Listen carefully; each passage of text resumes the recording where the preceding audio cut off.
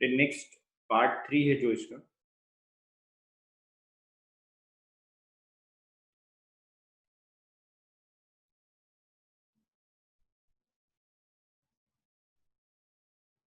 First concept है हमारा वहां पर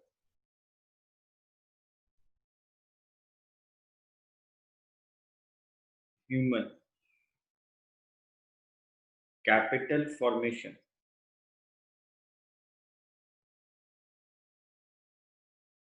and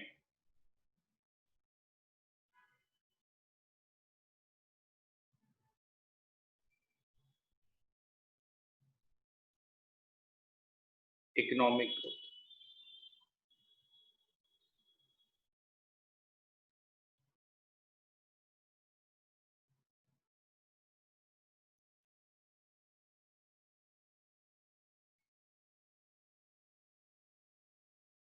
human capital formation and economic growth. बेटे हम इन दोनों टॉपिक्स को एक साथ कोरिलेट करेंगे। हम इन दोनों टॉपिक्स को एक साथ इकोनॉमी के प्रोस्पेक्ट से देखेंगे। आप देखो बेटे, किसी भी इकोनॉमी में अगर ह्यूमन कैपिटल फॉर्मेशन होता है, आप एचसीएफ करते हैं, तो बेटे ह्यूमन कैपिटल फॉर्मेशन से वहां पर प्रोड्यूस होने वाली गुड्स एंड सर्विसेज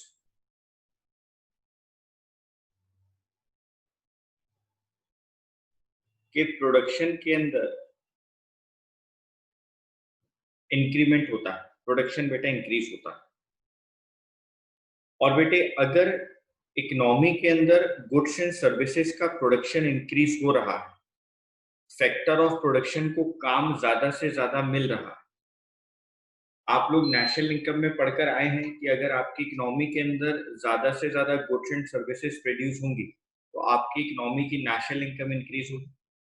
और बेटे अगर गुड्स एंड सर्विसेज का ज्यादा से ज्यादा प्रोड्यूस होना, गुड्स एंड सर्विसेज का ज्यादा से ज्यादा इकोनॉमी के अंदर फ्लो करना, आपके यहाँ पर रहने वाले लोगों की स्टैंडर्ड ऑफ लिविंग को इंक्रीज करता है बेटे। सबके पास पैसा आ जाता है। और बेटे जैसे जैसे स्टैंडर्ड ऑफ लिविंग इंक्रीज होती है, स्टैंडर्ड ऑफ लिविंग के अंदर चेंजेस आते हैं, हम लोग लोअर से हायर की तरफ जाते हैं, तो बेटे हर पर्सन का, इकोनॉमी में रहने वाले हर पर्सन का डेवलपमेंट होता है। हम लोग बेटे डेवलपमेंट करते हैं, इकोनॉमिक डेवलपमेंट होता है। और बेटे इकोनॉमी अगर डेवलप हो रही है, अगर आपकी इकोनॉमी डेवलप हो रही है तो बेटे वो धीरे धीरे आपकी इकोनॉमी को ग्रो कर रही है, आपकी इकोनॉमी के अंदर ग्रोथ भी हो रही है। तो पहले स्टेज इकोनॉमिक डेवलपमेंट की आती है और उसके बाद नेक्स्ट स्टेज इकोनॉमिक ग्रोथ की आती है। तो ह्यूमन कैपिटल फॉर्मेशन और इकोनॉमिक ग्रोथ पॉजिटिवली रिलेटेड है बेटे। अगर एचसीएफ का रेट अच्छा है, आपके यहाँ पर ह्यूमन कैपिटल फॉर्मेशन बहुत इंक्रीज हो रहा है, ह्यूमन कैपिटल फॉर्मेशन पे बहुत काम हो रहा है, तो बेटे आपकी इकोनॉमी के अंदर प्रोड्यूस होने वाली गुड्स एंड सर्विसेज इंक्रीज होंगी, सेक्टर ऑफ प्रोडक्शन को ज्यादा से ज्यादा काम मिलेगा, रहने वाले लोगों की स्टैंडर्ड ऑफ लिविंग इंक्रीज होगी, उनमें डेवलपमेंट होगा बेटे। और जिस इकोनॉमी के अंदर डेवलपमेंट होता है वो ग्रोथ की तरफ अपने आप आ जाते हैं, यानी वहां पर इकोनॉमिक ग्रोथ होने लगता है। यानी सर हम इस बात को कह सकते हैं कि इकोनॉमिक ग्रोथ का मतलब होता है कि हमारी इकोनॉमी की रियल नेशनल इनकम के अंदर चेंज आना। रियल नेशनल इनकम मतलब increase in the level of income, increase in the level of production. हाँ बेटा, मैंने दोनों बातों को यहाँ जोड़ा। एचसीएफ हुआ, गुड्स एंड सर्विसेज का प्रोडक्शन हुआ, सेक्टर ऑफ सर्विसेज को पैसा मिला, हर किसी के पास इनकम फ्लो हुआ, इनकम फ्लो होने की वजह से रहने वाले लोगों के पास पैसा आया, स्टैंडर्ड ऑफ लिविंग इंप्रूव हुई, वो डेवलप होना स्टार्ट हो गए। जब आपकी इकोनॉमी में रहने वाले लोगों के पास पैसा होगा, इकोनॉमी डेवलपमेंट होगी, तो बेटे धीरे धीरे इकोनॉमी क्या कर जाएगी, इकोनॉमी बेटा ग्रो कर जाएगी, आपकी इकोनॉमी के अंदर ग्रोथ आ जाएगी। Okay sir. बेटे अभी तक की जो मैंने 5 6 7 लाइन आपके साथ डिस्कस की उसको मैं एक बार पहले लिखवाता हूं, फिर आगे की चर्चा करते हैं।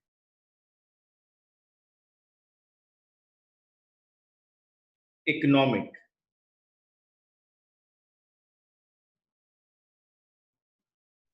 Growth means increase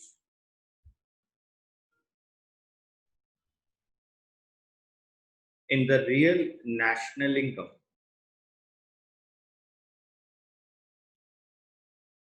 increase in the real national income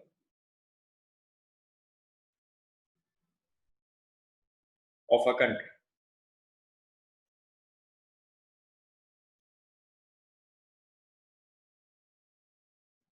Real national income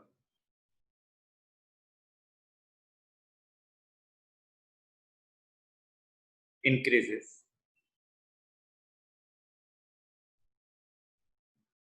with only increase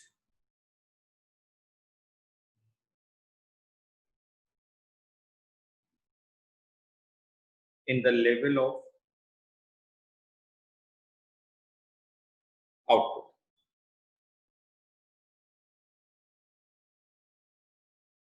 Sources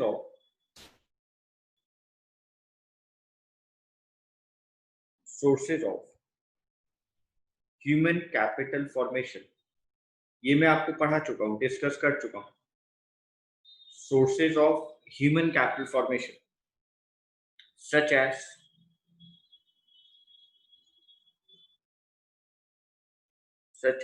education, health,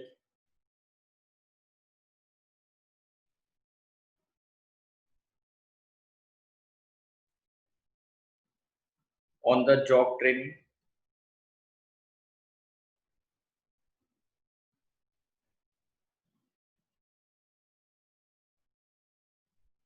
migration, and job market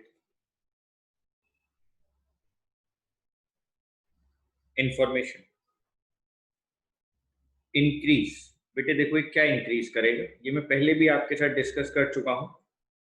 जैसे आप लोग अपने यहाँ पर ह्यूमन कैपिटल फॉर्मेशन के लिए एजुकेशन पे पैसा खर्च करेंगे, हेल्थ पे करेंगे, ऑन द जॉब ट्रेनिंग देंगे, माइग्रेशन करेंगे, जॉब मार्केट इंफॉर्मेशन देंगे, वो बेटा इंक्रीज करेगा एफिशिएंसी और effectiveness. Increase the efficiency and effectiveness of human resources, thus leading to a rise in output level, thus leading to rise in output level. Sir output level किसका, बेटे goods and services का. Output level किसका, produce goods and services का. Okay sir. अब हमें बात समझ में आई. Economic growth means increase in the real national income of a country. Real national income increases with only increase in the level of output. Real national income तभी increase होगी जब आपकी इकोनॉमी के अंदर लेवल ऑफ आउटपुट इंक्रीज होगा. Sources of human capital formation such as education, health, on-the-job training, migration, and job market information increase the efficiency and effectiveness of human resources, thus leading to rise in output level. कि आपके यहाँ पर output level increase होगा. Okay sir. अब sir human capital formation economic growth में किस तरीके से डायरेक्टली कंट्रीब्यूशन करता है, मैं अब उसकी चर्चा करता हूँ. Human capital formation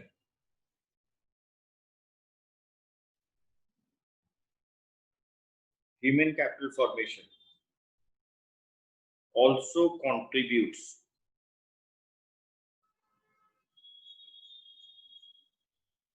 towards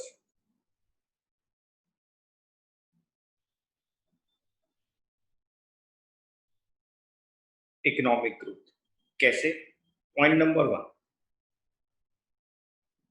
by stimulating innovations and inventions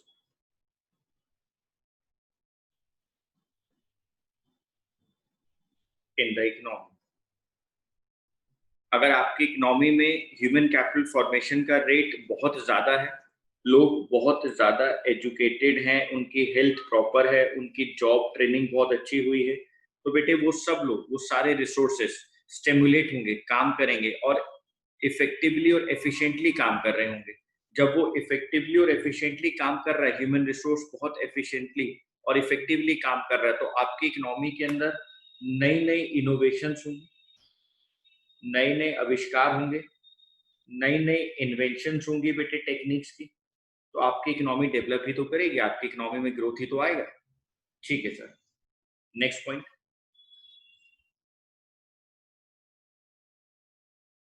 bye enabling human resources to understand changes in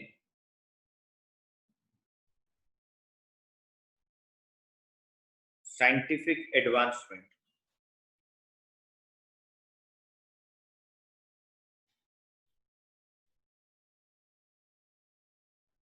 so that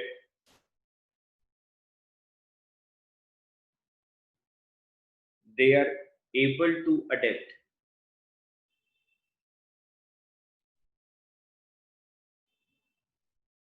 themselves to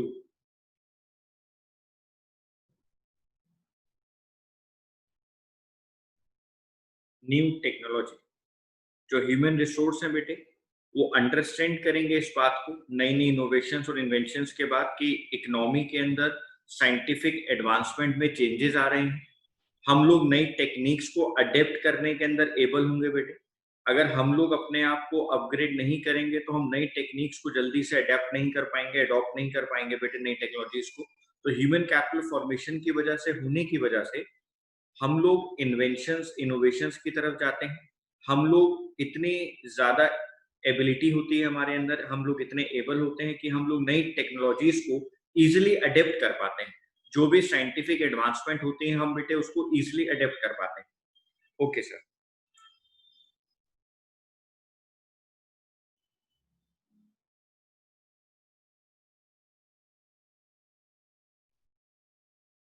next वाली लाइन बहुत इंपॉर्टेंट बेटे, because of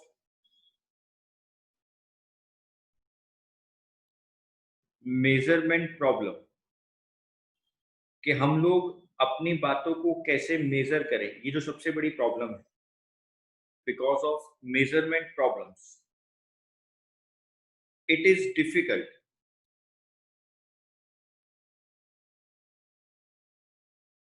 it is difficult to establish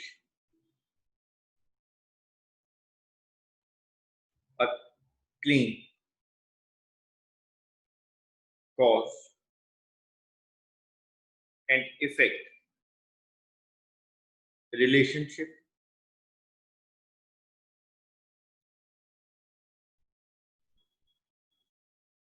between the rate of growth in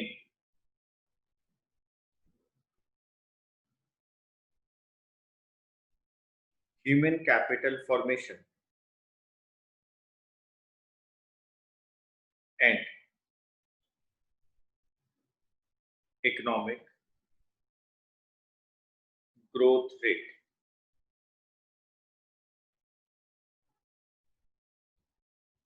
because of measurement problems, बेटा हम major नहीं कर सकते, measurement problems हमारे साथ रहती हैं।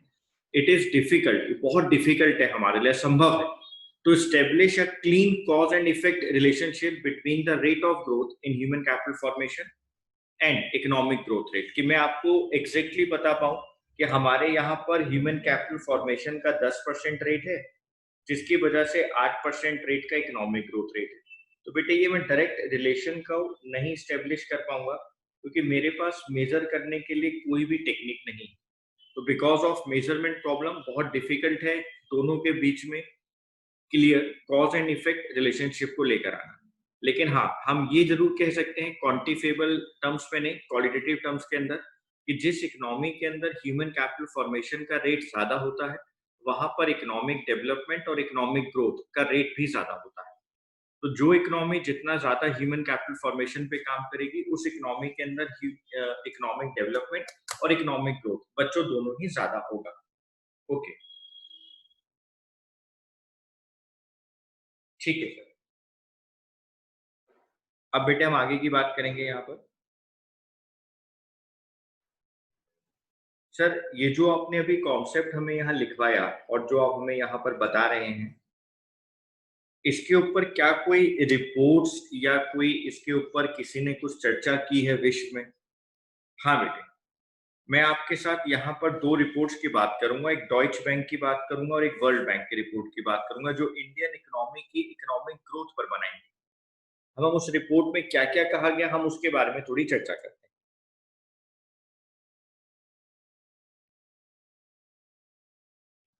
एक डॉइच बैंक है बेटा, डच बैंक जिसको कहते हैं,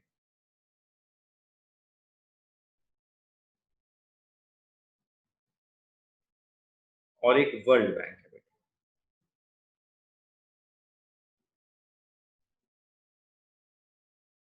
इन्होंने एक रिपोर्ट जारी की बेटा, इंडिया के अंदर इकोनॉमिक ग्रोथ को लेकर, on economic growth in Indian economy.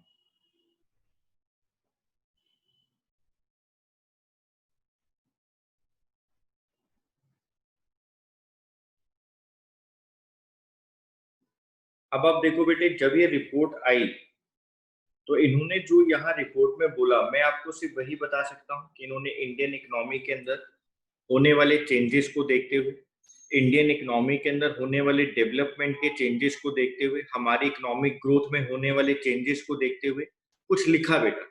World bank ने कुछ लिखा जिसको विश्व ने देखा। वर्ल्ड बैंक की रिपोर्ट को अलग अलग कंट्रीज के अंदर एनालाइज किया जाता है। हम भी बेटे अगर किसी कंट्री के लिए वर्ल्ड बैंक की रिपोर्ट आती है तो हम भी उसको एनालिसिस करते हैं कि भाई उस कंट्री में क्या हुआ, क्या प्रॉब्लम हो रही है, वर्ल्ड बैंक क्या कह रहा है। तो उसी तरीके से बेटे जब ये वर्ल्ड बैंक रिपोर्ट हमारी इकोनॉमी के ऊपर आई, तो हमारी इकोनॉमी को लेकर भी वर्ल्ड के अलग अलग कंट्रीज, अलग अलग देश चर्चा करते हैं, एनालिसिस करते हैं। ठीक है सर, तो उन्होंने हमारे बारे में क्या कहा, हम उसके ऊपर यहाँ चर्चा करेंगे। ठीक है, तो आप साथ साथ लिखेंगे।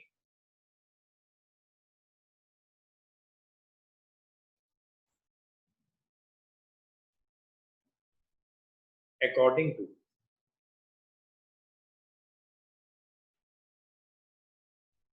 To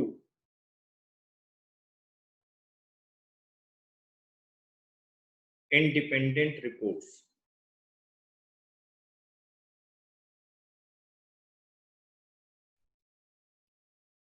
one from Deutsche Bank,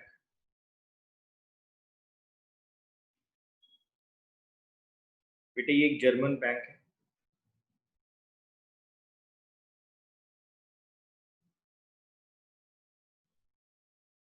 and other from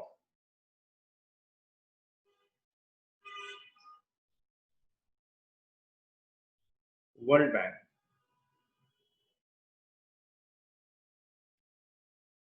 India would grow faster due to its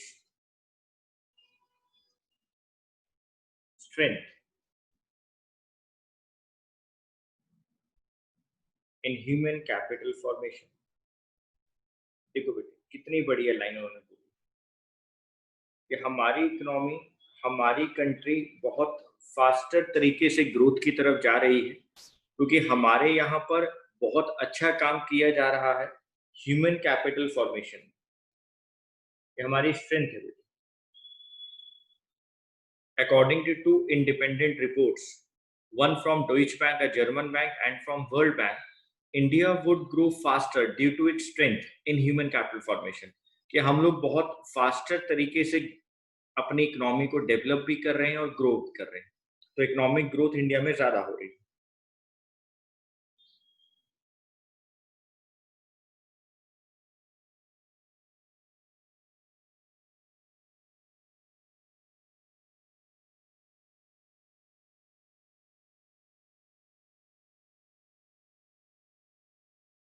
According to Dutch Bank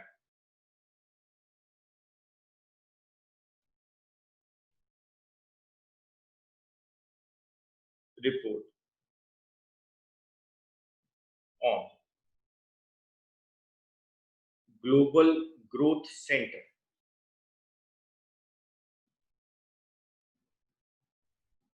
it has been identified, इस बात को देखा गया that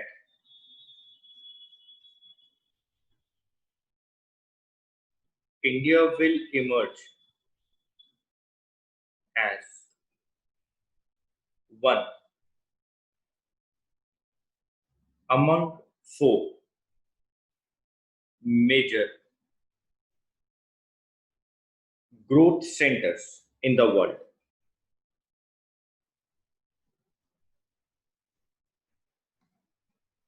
पूरे विश्व में 4 ग्रोथ सेंटर्स बहुत ज्यादा मेजरली ग्रो कर रहे थे, इंडिया उसमें से एक था बेटे।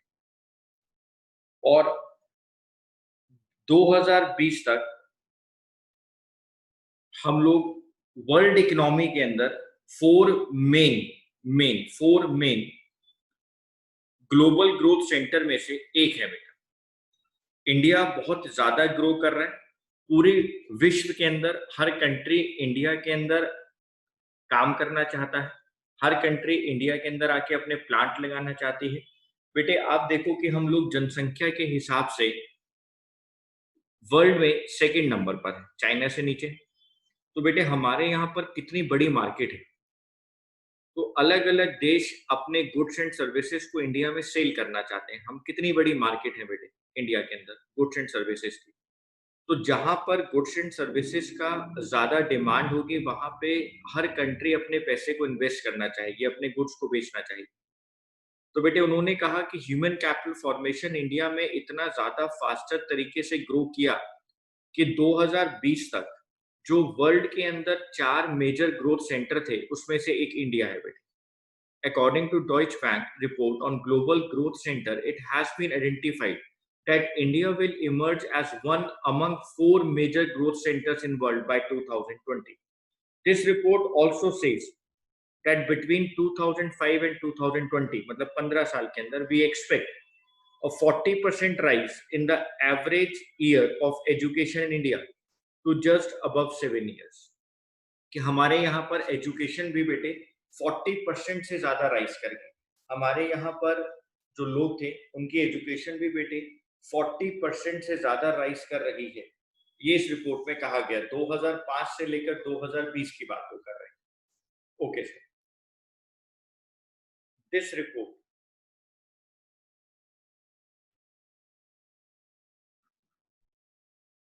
also says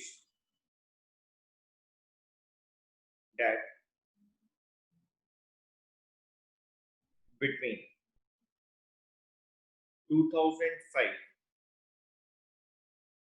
and 2020 we expect a 40% rise in the average year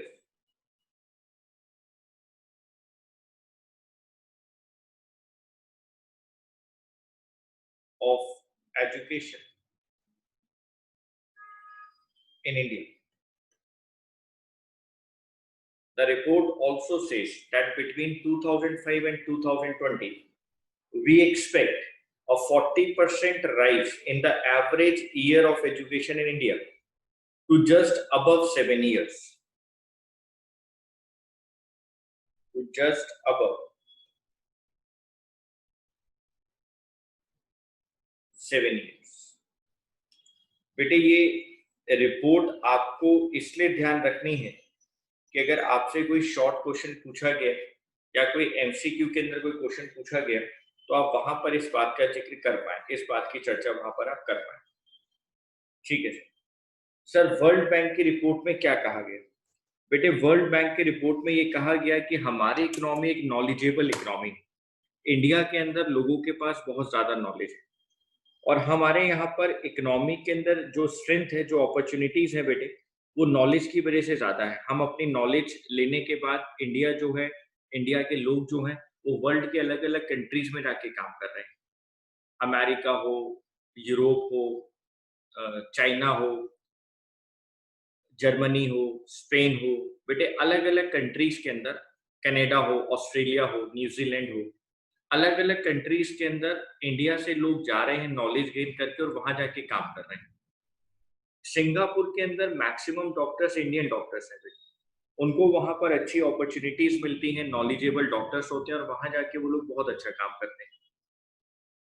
तो वर्ल्ड बैंक की रिपोर्ट में इस बात को साफ साफ कहा गया कि भाई इंडिया से लोग नॉलेज लेते हैं, इंडिया के अंदर नॉलेजेबल इकोनॉमी है, बहुत पढ़े लिखे लोग हैं इंडिया के अंदर, बहुत अच्छी नॉलेज है उनको, वर्किंग एक्सपीरियंस बहुत अच्छे हैं, काम करने की इफेक्टिवनेस, एफिशिएंसी, स्ट्रेंथ बहुत अच्छी है और वो लोग वर्ल्ड इकोनॉमी के अंदर अलग अलग कंट्री में जाकर बहुत अच्छा काम करते हैं, जिसकी वजह से उन कंट्रीज की जहां वो काम कर रहे हैं वहां पर उनकी पर कैपिटा इनकम भी इंक्रीज हो रही है, उन कंपनीज की, उन कंट्रीज की इनकम भी इंक्रीज हो रही है।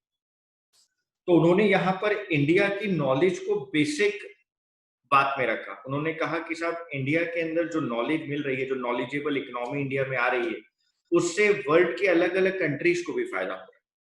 तो वर्ल्ड बैंक की रिपोर्ट के अंदर इस बात को मेन कहा गया। ठीक है,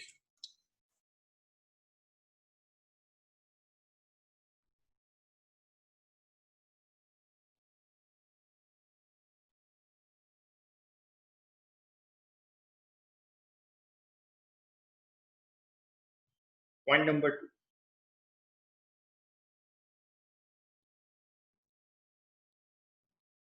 world bank report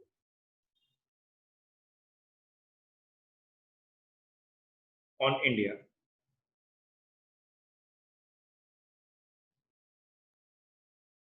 and the knowledge economy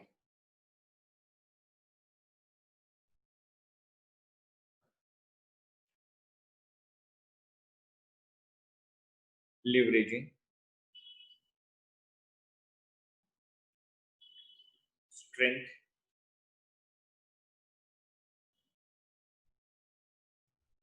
and opportunities states that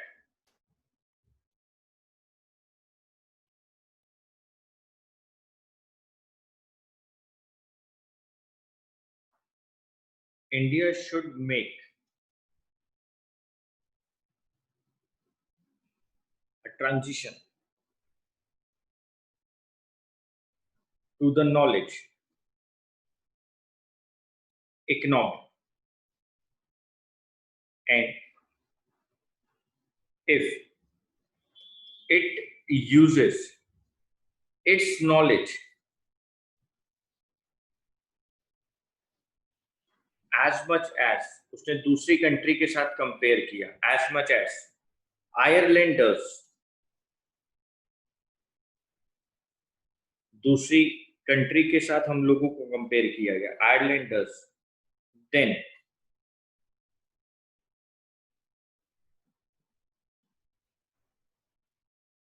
the per capita income of India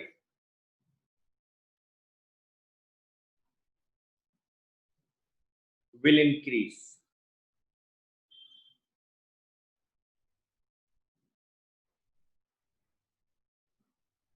from little over US $1,000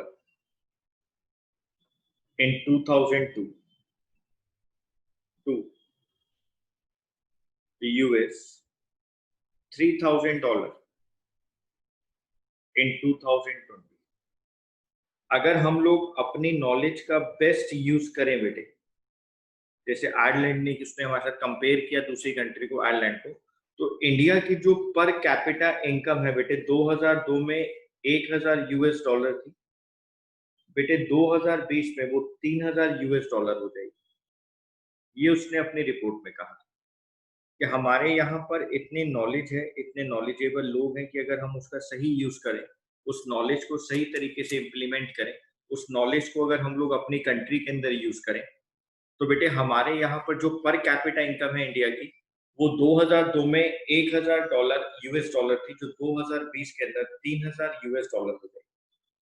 जो हमारे यहाँ पर सॉफ्टवेयर इंडस्ट्री है बेटे, वो बहुत इंप्रेसिव रिकॉर्ड उसने दिखाया। जो हमारे यहाँ पर इंजीनियर्स है, सॉफ्टवेयर इंजीनियर्स है बेटे, मैक्सिमम आप देखो गूगल के अंदर, आईटी डिपार्टमेंट के अंदर, आप विप्रो के अंदर, जितने भी सॉफ्टवेयर इंजीनियर्स हैं बेटे, मैक्सिमम इंडियंस हैं बेटे। तो आप सोचो कि हमारे यहाँ पर सारे नॉलेजेबल लोग अलग अलग कंट्रीज में जाके काम करने लग गए। वहां जाकर उनको ज्यादा सैलरी मिलती है, स्टैंडर्ड ज्यादा अच्छा होता है, वहां पे उनको ज्यादा ग्रोथ मिलती है। लेकिन वर्ल्ड बैंक ने कहा कि अगर वो अपनी ही कंट्री में इस नॉलेज का यूज करें, तो हमारे यहाँ पर जो पर कैपिटा इनकम थी वो बहुत ज्यादा इंक्रीज हो जाती। यहाँ पे बेटे इंडियन इकोनॉमी को, इंडिया की जो नॉलेज इकोनॉमी है उसको पर्टिकुलरली उन लोगों ने कंपेयर किया। मैं आगे नोट लिखवा रहा हूँ। उन्होंने कंपेयर किया सॉफ्टवेयर इंडस्ट्री के साथ, जिसने पीछे 10 सालों के अंदर, पास्ट डिकेड्स के अंदर हमारे यहाँ पर आईटी के अंदर, आईटी डिपार्टमेंट के अंदर, आईटी सेक्टर के अंदर होने वाले चेंजेस को बेस बनाया बेटे। इंडियन इकोनॉमी के अंदर पिछले 20 सालों के अंदर इंफॉर्मेशन टेक्नोलॉजी, आईटी सेक्टर बहुत इंप्रूव किया है बेटे। और हम लोग धीरे धीरे धीरे धीरे ऑनलाइन की तरफ आ गए बेटे। हमारे यहाँ पर अब मैक्सिमम काम ऑनलाइन होने लगा, ड्यू टू किसकी वजह से? इंफॉर्मेशन टेक्नोलॉजी की वजह से। तो उन्होंने यहाँ पर एक नेक्स्ट पैराग्राफ में एक छोटी सी बात कही है, जिसको मैं आपको यहाँ लिखवा रहा हूँ, जो आपको लॉन्ग क्वेश्चंस के अंदर काम आएगी बेटे।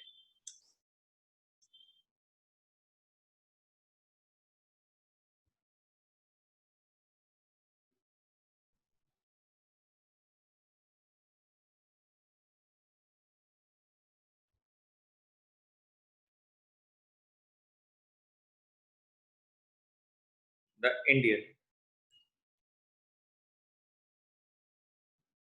Software industry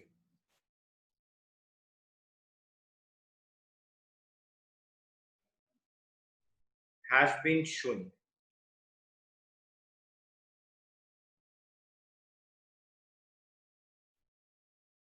an impressive record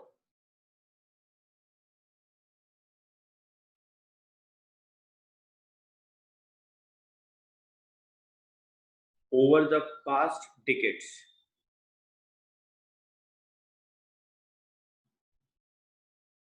Entrepreneurs,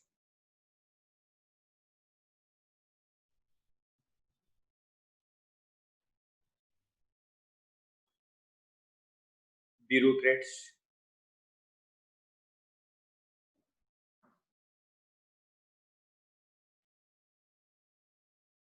and politicians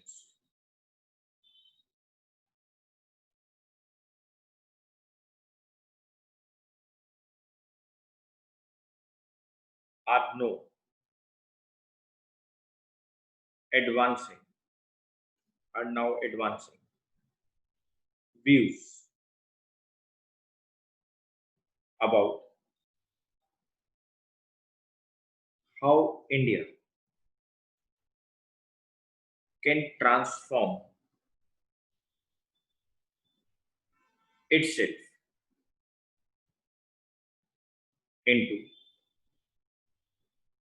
a knowledge-based economy, knowledge-based economy by using information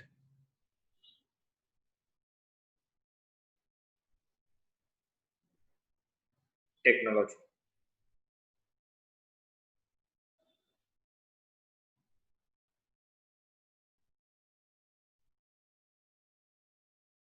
There have been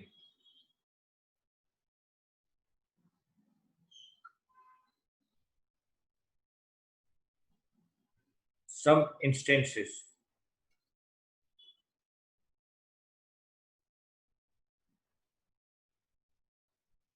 of villagers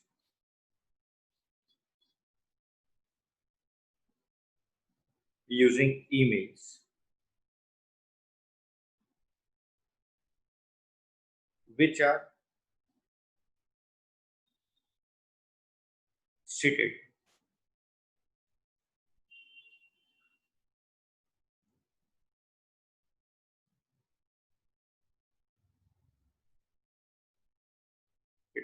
as examples of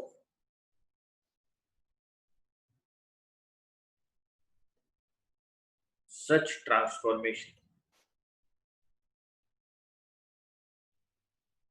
उन्होंने यहाँ पर बेटे विलेजेस का एग्जांपल दिया है कि ऐसे विलेजेस के अंदर ईमेल स्टार्ट हो गया बेटे, जिसने हमारे सामने एग्जांपल पेश किया इस ट्रांसफॉर्मेशन का कि गांव के अंदर भी लोग बेटे अब ईमेल से बात करने लगे। ई गवर्नेंस की वजह से नए नए प्रोजेक्ट्स वहां पर आ गए। ई गवर्नेंस की वजह से, इलेक्ट्रॉनिक गवर्नेंस की वजह से बेटे हम लोगों ने विलेजेस को भी जोड़ दिया अलग अलग स्टेट्स के साथ। विलेजेस भी बेटे अर्बन एरियाज के साथ जुड़ गए क्योंकि यहाँ पर भी ऑनलाइन ट्रांजेक्शन्स पॉसिबल हो गए। The growth of IT depends greatly on the existing level of economic development.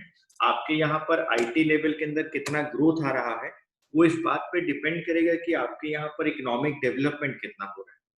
अगर आपके यहाँ पर इकोनॉमिक डेवलपमेंट ज्यादा है, आपके यहाँ पर ह्यूमन कैपिटल फॉर्मेशन ज्यादा है, तो बेटे नो डाउट आपके यहाँ पर IT डिपार्टमेंट के अंदर भी जो इंफॉर्मेशन टेक्नोलॉजी सेक्टर है वहां पर भी बहुत ज्यादा चेंजेस आएंगे। तो सिर्फ डिपेंड इस बात पर करता है कि आपके यहाँ पर existing level of economic development क्या है। एग्जिस्ट के अंदर भी आपने हमें ह्यूमन कैपिटल फॉर्मेशन के बारे में बहुत सारी चीजों को चर्चा किया। तो सर अभी तक कहीं पर भी ऐसा कोई क्वेश्चन हमें नहीं देखने को मिला है कि ह्यूमन कैपिटल फॉर्मेशन के अंदर कुछ इंपॉर्टेंस होती है या उसका कुछ रोल होता है। बेटे अभी हम लोग उसी क्वेश्चन पर आ रहे हैं। अब मैंने आपके साथ ह्यूमन कैपिटल फॉर्मेशन के बारे में सारी चर्चा कर ली, सारी बातें आपसे डिस्कस कर ली। तो अब हमारे पास जो नेक्स्ट कॉन्सेप्ट आ रहा है वो इम्पोर्टेंस या role of human capital formation का ही आ रहा है। ठीक है सर, तो आप लोग एक बार हेडिंग डालेंगे, इम्पोर्टेंस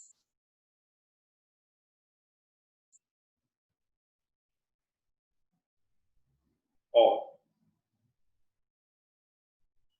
रोल ऑफ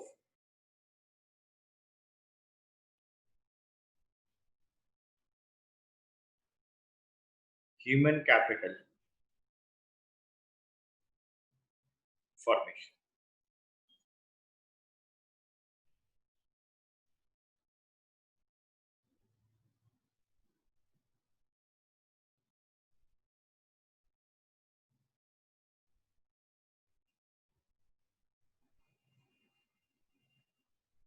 इम्पोर्टेंस या role of human capital formation. बेटे ह्यूमन कैपिटल फॉर्मेशन की होने की वजह से हमारी इकोनॉमी के अंदर क्या क्या इंपॉर्टेंस होती है, हमारी इकोनॉमी को क्या क्या फायदा मिलता है, हम उसकी बात करेंगे। बेटा फर्स्ट पॉइंट आप सुनते जाओ मेरी बात। सबसे पहले हमारे पास जो फिजिकल कैपिटल होती है हम उसको इफेक्टिवली यूज कर पाते हैं। Effectively use of physical capital बेटे सबसे इंपॉर्टेंट पॉइंट है। जो हमारे यहाँ पर प्रोडक्टिविटी है फिजिकल कैपिटल की, डिपेंड करता है हमारे यहाँ पर ह्यूमन कैपिटल फॉर्मेशन कितना है बेटे। अगर हमारे यहाँ पर ह्यूमन कैपिटल फॉर्मेशन ज्यादा है, हमारे यहाँ पर इंटेलिजेंट वर्क हो रहा है, लोगों के अंदर स्किल्स हैं, लोग समझ पा रहे हैं, तो बेटे वो फिजिकल कैपिटल को अच्छे से यूज कर पाएंगे। लेकिन अगर इलिटरेट लोग हैं तो बेटे वो फिजिकल कैपिटल को यूज नहीं कर पाएंगे। तो फिजिकल कैपिटल का यूसेज वही कर पाएंगे जिसको नॉलेज है बेटे। और नॉलेज कैसे आती है? नॉलेज आती है ह्यूमन कैपिटल फॉर्मेशन की वजह से। अगर आपके यहाँ पर ह्यूमन कैपिटल फॉर्मेशन हो रहा है तो बेटे वो लोग अच्छे से अच्छा उसको यूज करेंगे। रॉ मेटेरियल को कैसे यूज करना है, मशीनरी को कैसे यूज करना है, फैक्ट्री में किस तरीके से इफेक्टिवली और एफिशिएंटली काम करना है, ये कौन कर पाएगा सर? ये वो लोग कर पाएंगे जिसको आप लोगों ने अच्छे से ट्रेन किया, यानी आपने ह्यूमन कैपिटल फॉर्मेशन किया है। सर अगर वो इफेक्टिवली और एफिशिएंटली काम करेंगे ह्यूमन कैपिटल फॉर्मेशन की वजह से, तो उसका सेकंड इफेक्ट क्या आएगा? हमारे यहाँ पर हायर प्रोडक्टिविटी भी होगी और प्रोडक्शन भी होगा। हमारे यहाँ पर हायर प्रोडक्टिविटी भी होगी और प्रोडक्शन भी होगा बेटे, यानी प्रोडक्टिविटी और प्रोडक्शन ज्यादा होगा, रेस होगा ड्यू टू किसकी वजह से? नॉलेजेबल एंड स्किल्ड वर्कर्स की वजह से, क्योंकि वो लोग क्या करेंगे? Makes better use of the resources. वो हमारे रिसोर्सेज को वेस्ट नहीं करेंगे, उनको इफेक्टिवली और एफिशिएंटली यूज करेंगे, बेटर यूज करेंगे, जिसकी वजह से क्या होगा बेटे? प्रोडक्टिविटी और प्रोडक्शन दोनों हमारे यहाँ पर इंक्रीज। सर अभी आपने एक बात लिखवाई थी कि अगर हम लोग अच्छे से काम करेंगे, इफेक्टिवली एफिशिएंटली काम करेंगे, प्रोडक्टिविटी और प्रोडक्शन इंक्रीज भी हो रहा होगा, तो हमारे यहाँ पर बहुत सारे चांसेस होंगे। किस बात के बेटे? इनोवेशंस और इन्वेंशंस के। हम लोग नई नई टेक्निक्स को इन्वेंट कर पाएंगे, नई नई इनोवेशंस को कर पाएंगे। ओके सर, वो पॉइंट यहाँ पर हम लिख सकते हैं, stimulates innovations and creates ability to absorb new technologies, to absorb new technologies। ठीक है सर। सर पहला पॉइंट आपने लिखवाया कि हम लोग इफेक्टिवली फिजिकल कैपिटल को यूज करेंगे। जब हम लोग फिजिकल कैपिटल को इफेक्टिवली और एफिशिएंटली यूज करेंगे, तो सेकंड पॉइंट के अंदर हमें याद रहा कि हमारी फैक्ट्री के अंदर, हमारे ऑफिसेस के अंदर प्रोडक्टिविटी और प्रोडक्शन ज्यादा होगा। जब हम लोग प्रोडक्टिविटी और प्रोडक्शन ज्यादा कर रहे होंगे सर, तो ऑब्वियस सी बात है कि हम लोग नई नई टेक्निक्स को इनोवेट भी कर पाएंगे, इन्वेंशंस भी हो पाएंगी, और हम लोग नई टेक्नोलॉजी की को एब्जॉर्ब भी कर पाएंगे, नई टेक्नोलॉजीज को सीख भी पाएंगे बेटे। जी बेटे, ओके सर।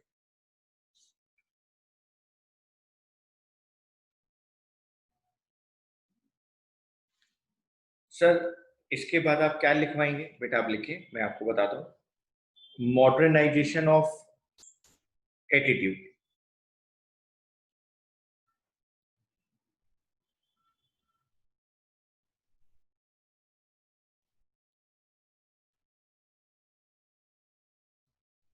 जब हमारे यहाँ पर बेटे इकोनॉमिक डेवलपमेंट होगी, जब हमारे यहाँ पर नॉलेजेबल स्किल्ड फिजिकली फिट लोग होंगे, तो बेटे वो सोसाइटी के अंदर एक पावरफुल इंस्ट्रूमेंट्स होते हैं। वो इकोनॉमिक डेवलपमेंट जब हमारे यहाँ पर होगी, तो हमारे यहाँ पर रहने वाले लोगों का माइंडसेट चेंज होगा बेटे। वो लोग चेंजिंग एटीट्यूड, चेंजिंग एनवायरनमेंट की तरह बात करेंगे बेटे। वो हमारे यहाँ पर जो लोग ज्यादा ट्रेंड हो जाएंगे, जो लोग पढ़े लिखे जाएंगे बेटे, तो उनका एटीट्यूड भी बहुत चेंज हो जाएगा, क्योंकि माइंडसेट बिल्कुल चेंज हो जाएगा। ये बात आप अच्छे से जानते हैं कि बेटे जो एजुकेटेड पर्सन होते हैं, उनके अंदर और अनएजुकेटेड पर्सन के अंदर बेटे बहुत डिफरेंस होता है। वो बातों को समझना चाहेंगे, वो चीजों को समझेंगे बेटे, जो पढ़े लिखे लोग हैं, और उसकी वजह से इकोनॉमी के अंदर डेवलपमेंट होगा, हमारी कंट्री के अंदर डेवलपमेंट होगा बेटे, जो सिर्फ और सिर्फ इस बात पे डिपेंड करता है कि हमारे यहाँ पर रहने वाले लोगों का माइंडसेट क्या है। तो economic development of a country depends on the minds of the people, कि हमारे यहाँ पे लोगों के माइंड में क्या है, and their changing attitude towards creating a will for development. बेटे जब उनके मन में बात आएगी ना कि नहीं, हम भी अपने इकोनॉमी को डेवलप करेंगे, हम भी अपने इकोनॉमी के अंदर इस काम को करेंगे, हम ऐसे काम करेंगे, हम इस तरीके से काम नहीं करेंगे, तो वहां पे बेटे एटीट्यूड के अंदर चेंजेस आना शुरू होता है। जिस दिन हमारे यहाँ पर रहने वाले लोगों ने इस बात को समझ लिया कि हमें अपनी कंट्री को साफ रखना है, हमें बाहर बेटे गार्बेज वगैरह को नहीं फेंकना है, हमें बिल्कुल क्लीन रखना है बेटे, तो हम लोग जिस दिन क्लीन इंडिया मिशन के साथ हर आदमी जुड़ जाएगा, उस दिन हमारी कंट्री अपने आप साफ हो जाएगी। तो ये चेंजिंग एटीट्यूड जो है ना बेटे, ये जो मॉडर्नेशन एटीट्यूड में चेंज होना होता है, ये डिपेंड करता है हम लोगों के ऊपर, हमारे माइंडसेट के ऊपर। The knowledgeable, skilled and physically fit people are powerful instrument of change in the society. अगर आप लोग नॉलेजेबल हैं, पढ़े लिखे हैं, स्किल्ड लोग हैं, तो हमारी इकोनॉमी के अंदर चेंजेस आ सकते हैं। economic development of a country depends on the mindset of the people and their changing attitude towards creating a will for development, कि उनके माइंड सेट पर डिपेंड करता है और वो कितना ये चाहते हैं कि उनकी इकोनॉमी के अंदर डेवलपमेंट हो, उनकी इकोनॉमी के अंदर चेंजेस आए बेटे, ये उनका एटीट्यूड होता है। बेटे जब आप लोग फिजिकली फिट होंगे, आपकी हेल्थ के ऊपर गवर्नमेंट पैसा खर्च कर रही होगी। ह्यूमन कैपिटल फॉर्मेशन में सेकंड मोस्ट इंपॉर्टेंट सोर्स था एक्सपेंडिचर ऑन हेल्थ। तो जब आपके यहाँ पर हेल्थ लोगों की ठीक होगी, गवर्नमेंट वहां पैसा खर्च करेगी, हेल्थ फैसिलिटीज आपको मिलेगी, आपको न्यूट्रिटिव फूड्स अवेलेबल होगा बेटे, आप हेल्दी लाइफ जब जी रहे होंगे, तो हमारे यहाँ पर जो लाइफ एक्सपेक्टेंसी है बेटे वो इंक्रीज हो जाएगी, इंक्रीजेस लाइफ एक्सपेक्टेंसी। आपके यहाँ पर लोगों की लाइफ एक्सपेक्टेंसी क्या होगी बेटे, वो रेज करता है। सर आपने हेल्थ की बात करी, लाइफ एक्सपेक्टेंसी इंक्रीज की बात करी, तो हम ये भी तो कह सकते हैं कि हमारे यहाँ पर क्वालिटी ऑफ लाइफ भी इंप्रूव होगा। हाँ बेटा बिल्कुल होगा, improve quality of life. The quality of population depends upon the level of education, health of a person, and skill formation acquired by the people. Human capital formation not only makes people productive and creative, but also transform the lives of the people. People start living and enjoying higher incomes and more satisfying life. जब उनका standard of living improve होगा, उनके पास ज्यादा income आएगी बेटे, तो अपनी life को वो एंजॉय करेंगे और एक हेल्दी और वेल्दी लाइफ को एंजॉय करके आगे चलेंगे। और सबसे इंपॉर्टेंट पॉइंट लास्ट हम आते हैं बेटे, control of population growth. Control of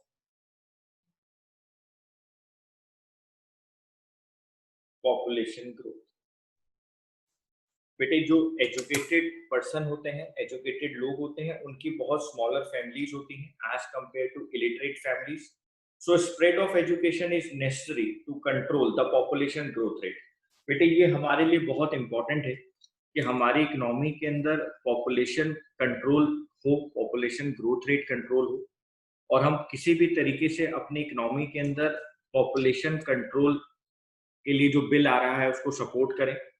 हमारी इकोनॉमी के अंदर एक बार पॉपुलेशन कंट्रोल हो जाएगी तो हम लोगों को बेटे ज्यादा से ज्यादा रिसोर्सेज मिलेंगे। गवर्नमेंट हमारे ऊपर ज्यादा से ज्यादा रिसोर्सेज जो हैं, जो अभी पॉपुलेशन की वजह से हमारे पर पर्सन के पास बहुत कम आ पाते हैं, वो इंक्रीज हो पाएंगे। तो हमारे यहाँ पर क्या है कि गवर्नमेंट ज्यादा पैसा खर्च करती है, लेकिन प्रॉब्लम ये होती है कि पॉपुलेशन ज्यादा हो जाती है, और पॉपुलेशन ज्यादा होने की वजह से जो गवर्नमेंट पैसा खर्च कर रही है वो फिर दोबारा से उतना ही पर कैपिटा इनकम में आ जाता है, पर पर्सन के पास उतना ही एक्सपेंडिचर आता है जो पहले आ रहा होता था पॉपुलेशन इंक्रीज होने की वजह से। तो अगर गवर्नमेंट ये बिल लेकर आती है तो बहुत अच्छी बात है, ठीक है। लेकिन हम यहाँ पर ये कहना चाहते हैं कि इट हैज बीन ऑब्जर्व, ये ऑब्जर्व किया गया है that educated person have smaller families as compare to illiterate families. So spread of education is necessary. आपको एजुकेशन देना बहुत जरूरी है to control the population growth rate, अगर आप पॉपुलेशन ग्रोथ रेट को कंट्रोल करना चाहते हैं। तो बेटे इंपॉर्टेंस या role of human capital formation के अंदर हम लोगों ने आपके साथ टोटल 7 पॉइंट डिस्कस करे। फर्स्ट पॉइंट था effectively use of physical capital. Physical capital को इफेक्टिवली यूज किया जाता है, उसको ज्यादा यूज करने की वजह से, इफेक्टिवली यूज करने की वजह से, एफिशिएंटली यूज करने की वजह से हमारे यहाँ पर प्रोडक्शन और प्रोडक्टिविटी इंक्रीज होती है बेटे। हमारे यहाँ पर इनोवेशंस और इन्वेंशंस के चांसेस होते हैं, स्टिमुलेट्स होते हैं, हम लोग नई टेक्नोलॉजी को एब्जॉर्ब कर पाते हैं बेटे। मॉडर्नाइजेशन ऑफ एटीट्यूड आता है, लोगों के एटीट्यूड के अंदर चेंजेस आते हैं। हमारे यहाँ पर लाइफ एक्सपेक्टेंसी रेट इंक्रीज करता है, हमारी standard of life, quality of life improve करती है, और हम लोग पॉपुलेशन ग्रोथ को भी कंट्रोल कर पाते हैं। तो ये हमारे पास 7 पॉइंट्स थे बेटा, जिसको हम लोगों ने इंपॉर्टेंस या role of human capital formation के लिए पढ़ा। ठीक है सर। सर अगर हम लोग ये देखें कि ह्यूमन कैपिटल फॉर्मेशन के अंदर हमारे सामने क्या क्या प्रॉब्लम्स आ रही हैं, अगर हम लोग एक बार प्रॉब्लम्स को भी यहाँ पर लिख लें, problems of human capital formation. अगर हम एक बार प्रॉब्लम्स को भी यहाँ पर एक बार लिख लें, problems of human capital formation point wise. First point बेटे, हमारे यहाँ पर इनसफिशिएंट रिसोर्सेज हैं।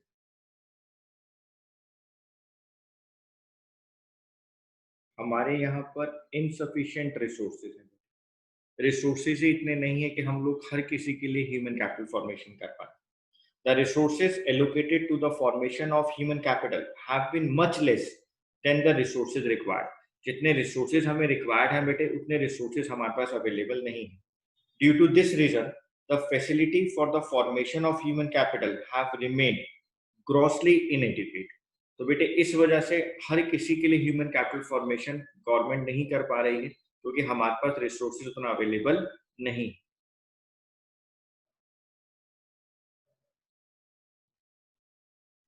बेटे नेक्स्ट पॉइंट, जो पढ़े लिखे लोग हैं उनको भी बेटे कहीं पे काम नहीं मिल पाता है। अनएम्प्लॉयमेंट हमारे यहाँ बहुत ज्यादा है।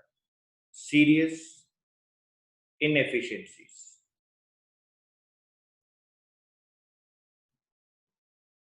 ऐसा नहीं है कि हर पढ़े लिखे पर्सन को मार्केट में जॉब अवेलेबल है। हमारे यहाँ पर अनएम्प्लॉयमेंट रेट भी ज्यादा है। हम बेटे अंडर एम्प्लॉयमेंट में भी हैं, अंडर यूटिलाइज्ड एम्प्लॉयमेंट में भी हैं। जिन लोगों को काम मिल सकता है उनको काम अवेलेबल नहीं है, या जिन लोगों को काम अवेलेबल है उनके पास पूरे टाइम के लिए काम अवेलेबल नहीं है। मान लो वो 8 घंटे काम कर सकते हैं, सिर्फ 4 घंटे के लिए काम अवेलेबल है अंडर एम्प्लॉयमेंट में। तो there is a lot of wastage of societies resources as capabilities of educated people are either not made use of, या तो हम उसका यूज ही नहीं कर पा रहे ड्यू टू अनएम्प्लॉयमेंट, और are under utilised in case of under employment.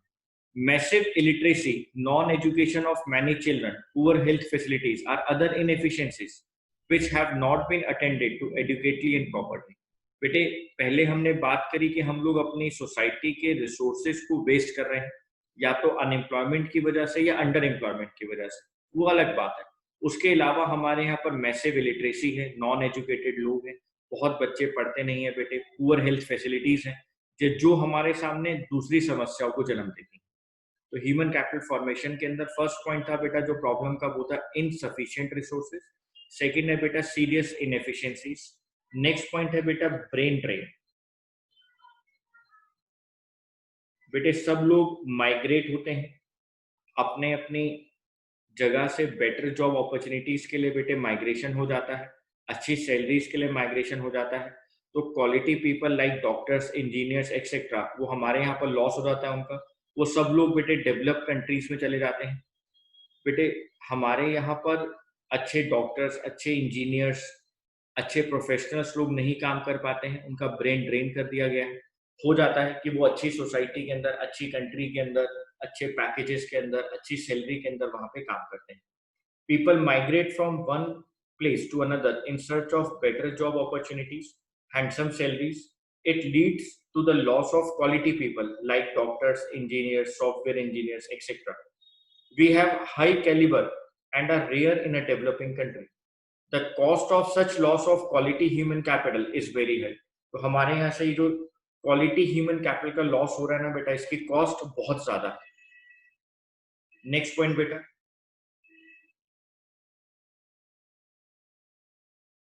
High growth of population. ये तो मैं बहुत बार डिस्कस कर चुका हूँ कि सारी समस्याओं की जड़ पॉपुलेशन है बेटे। अगर पॉपुलेशन कंट्रोल नहीं होगी तो हालत और खराब होती जाएगी बेटा। तो इस वक्त इंडिया के सामने सबसे बड़ी समस्या सिर्फ और सिर्फ पॉपुलेशन है बेटे। एक पॉपुलेशन एक्सप्लोजन इंडिया में हो रहा है, और वो सोची समझी रणनीति की तरह हो रहा है। वो बात मैं यहाँ डिस्कस नहीं करूंगा, लेकिन हमें उस पॉपुलेशन एक्सप्लोजन को यहाँ पर रोकना पड़ेगा। The continuous rise in population has adversely affected the quality of human capital. It reduces per head availability of the facilities, जिसकी मैं बात कर रहा था कि पॉपुलेशन के ज्यादा होने की वजह से जो हमारे पास पर हेड अवेलेबिलिटी ऑफ फैसिलिटीज होती है ना बेटे, वो कम होती जाती। गवर्नमेंट ने कुछ फैसिलिटीज स्टार्ट करी, कुछ सब्सिडीज देना स्टार्ट करा, गवर्नमेंट ने कुछ अच्छे काम करना शुरू करे, पॉपुलेशन ग्रोथ ज्यादा हो गई, पॉपुलेशन ज्यादा हो गई बेटा, फिर हमारे पास पर हेड अवेलेबिलिटी वही हो जाती है जो पहले थी। Okay sir.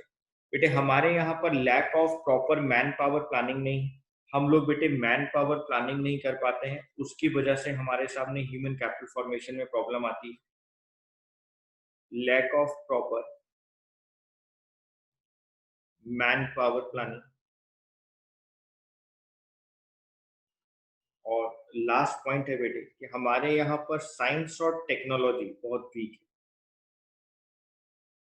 भाई गवर्नमेंट वहां पैसा देगी रिसर्च के लिए, तभी तो वो इम्प्रूव करेंगे। तो हमारे यहाँ पर साइंस एंड टेक्नोलॉजी के वीक होने की वजह से भी प्रॉब्लम है बेटे। In respect of education, the performance is particularly unsatisfactory in the field of science and development of modern technology. There is an imbalance between the demand and supply of human resources of various categories, especially in case of highly skilled personnel. The absence of such balancing has resulted in the wastage of resources. जिसको मैं lack of manpower planning की बात कर रहा हूँ। जितने भी highly skilled लोग होते हैं सब इंडिया से बाहर चले जाते हैं बेटे। imbalance create होता है इंडिया के अंदर, और वो imbalance create होता है demand and supply of human resources और various categories को लेकर, जहां पर highly skilled personnel इंडिया में available नहीं रहते। दूसरा बेटे हमारे यहाँ पर वीक साइंस एंड टेक्नोलॉजी, जिसकी वजह से भी प्रॉब्लम है बेटे। In respect of education, the performance is particularly unsatisfactory in the field of science and development of modern technology. तो हमारे सामने ये 6 समस्याएं हैं बेटे। इनसफिशिएंट रिसोर्सेज है, सीरियस इनएफिशिएंसीज, ब्रेन ड्रेन है, हाई ग्रोथ ऑफ पॉपुलेशन है, lack of proper man power planning है और वीक साइंस एंड टेक्नोलॉजी।